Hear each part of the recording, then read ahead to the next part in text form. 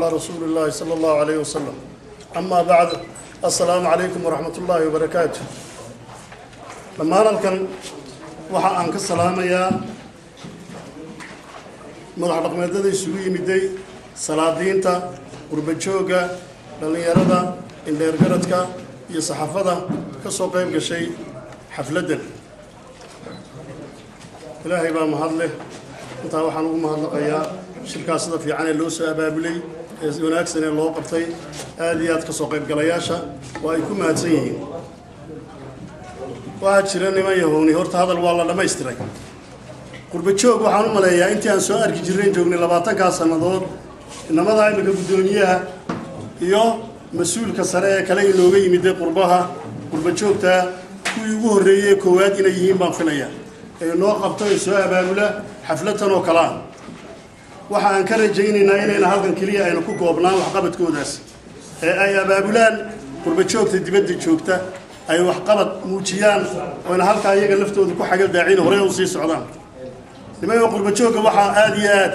ومرضى قربتشوك جودو آديات ayay wadanka wax uga qabteen wadanka wax uga tareen warbal idinku baan idin leenahay wax ka qabsada wadanka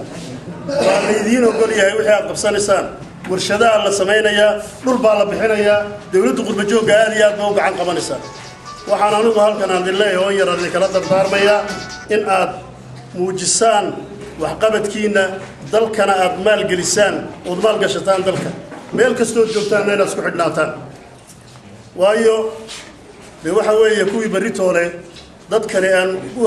hambeleynay ee aan ku soo hambelooninay ee doonay inay kor u soo qaadaan dadkooda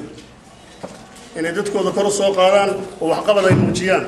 waayo anigu waxaan aaminsanahay xaqiiq ahaan qurbajooga dibadda jooga beelahan laga tirada badan leeyahay ama la haybso hadday isu tagaan inay qaban lahaayeen wadankuba inta maxaan ku dhahdaa beelaha gebigooda hadday isu tagaan beelaha oo dhan beeshiba 10 iska soo qaadaan oo isu tagaan isu geystaan maalgelintoodaas warshad kaliya ay sameeyaan inay dadkana ay ku filaan lahayd baan ugu aaminsanay xaqiiqan oo ay u shaqo tagi lahaayeen 20 kun oo ruux ama 30 kun oo ruux waanta waad arkaysaan nabadgelyada wadanka taala waad arkaysaan dawladda wax qabadkeeda waayo wali lama arag xaqiiq ahaan dawladdan maanta ay madax joognay ka dhalatay wadanka محمد محمود سيران يا مدحوينها Somaliland صحابك oo ku talaabsaday wali cid ku talaabsatay ma jirto xaqiiq ahaan oo ku talaabsatay wadanka sida inaga dadkeenan la hayb soocaama laga tirada badan yahay beelaha sidoo ugu soo qaaday iyo habka uu ku dhawaaqay iyo dimuqraadiyadda heerka ay gaarsiiyeen dawladii hore neena kumuuna dhicin waayo ma hayna goolun iska taagno oo aynu nidhaana maxaa la inoo qabtay wax badan baa la inoo qabtay إلا نقطة عرب كي وضعوا فتى سلادين تودن عرب كي وضعوا فتى وحيا إلى سوق فتى ما أنت نديار بالي نوليه بريتو أنا نديار بالي نوليه مركا حقي إن أنا وحنا ورنا الله قرب تشوف توربل أنت عكسي بديسو جارسية وعي أنت كرادن أكو كوبلانين وضعك كليات جوتين قدومي وحنا ذكفر إن شاء الله تعالى إن تكون كلامنا يسكوا ضحك ناتان وتصيفها في سان وإذا كوا يسكوا حدنا يسكوا ضمن وضعك مالك الشتان والسلام عليكم ورحمة الله وبركاته